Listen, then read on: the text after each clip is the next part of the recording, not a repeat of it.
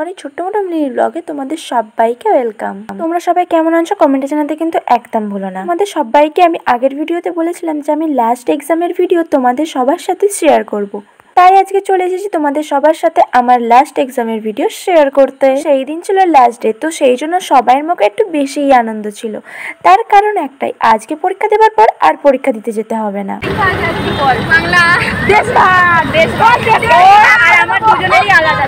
তো তারপর এখানে দেখলাম দুটো মুরগি ছানা দাঁড়িয়ে আছে। আরে ভাই কি সুন্দর হেলমেটটা, ডিজাইনটা এত সুন্দর লেগেছে যা আমি ভিডিও না করে থাকতেই পারলাম না। তারপর আমরা এখানে পাঁচলা থেকে বাসে উঠে চলে গিয়েছিলাম ডিভি কলেজে।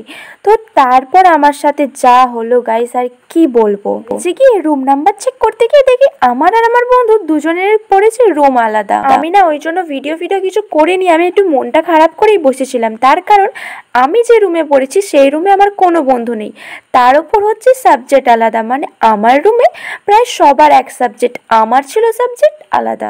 তারপরও পরীক্ষাটা তো দিতে হবে, রুম যতই হোক আলাদা। তোমরা এখানে দেখে বুঝতেই পেরে গেছো হয়তো অনেকে, আমরা লাস্ট পরীক্ষার দিন গিয়েছিলাম আভানি মলে জামা কাপড় কিনতে, না ঠান্ডা হাওয়া খেতে। ঝর্ণা কেমন ফিলিংস হচ্ছে? ডাইরেক্ট খেতে যাবি আগে? খুব জোরে ক্ষুধা লেগেছে।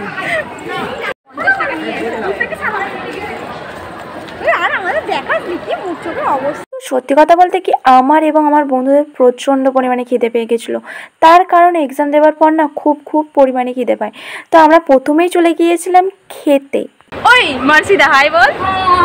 জানো তো এই যে বন্ধুগুলোকে দেখছো, এদের সাথে কিন্তু আমাদের খুব একটা বেশি দিনের আলাপ না, কিন্তু তারপরেও সত্যি বলছি ওদের মতো বন্ধু পাওয়া অনেক ভাগ্যের ব্যাপার। তারপর গিয়ে দেখলাম এখানে অনেক দলবলই বসে আছে যারা আমার আগে থেকে এসে আছে।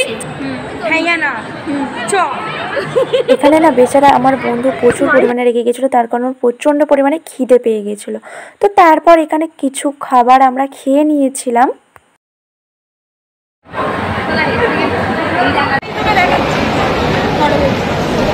ঋতুটাকে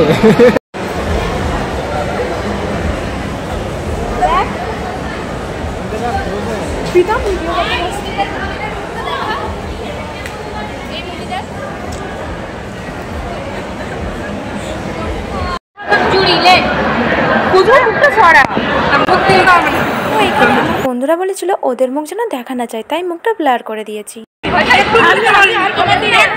এখানে তারপর দেখি এনারাও দুজনে বসে বসে খেতে শুরু করে দিয়েছে। ওরা না আমাদের যেহেতু আগে এসেছিল তাই আমাদের সাথে থাকার সময়ে কোনো রকম ভিডিও নেই, এসে যেহেতু ওদের সাথে দেখা হয়েছিল।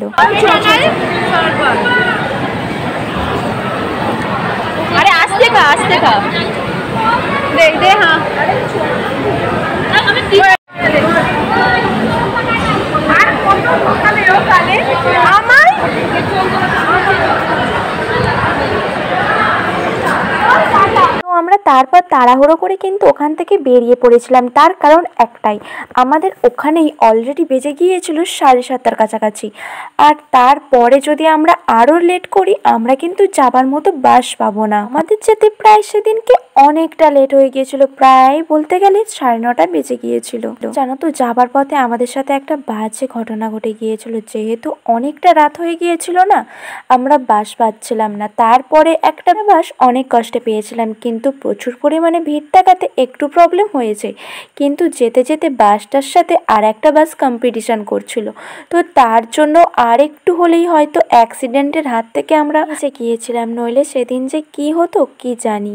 আর এখানে দেখো, এখানে ছোট্ট একটা বেবি এইটার সাথে খেলা করছে, আমার দেখে তো খুবই ভালো লাগলো, তাই ভাবলাম একটুখানি ভিডিও ক্লিপ নিয়ে নিই। আর আমরা ওখান থেকে বেরিয়ে পড়েছিলাম। তো তোমাদের এই মিনি ব্লগটা কেমন লাগলো কমেন্টে জানাতে একদম বলো না। তোমরা কারা কারা পরীক্ষা শেষ দিনে এরকম ভাবে ঘুরতে যেতে সেটাও কিন্তু আমাকে কমেন্টে জানাতে একদম বলো না। চলো আজকের জন্য দেখা হবে নেক্সট অন্য কোনো ভিডিও নিয়ে। বাই।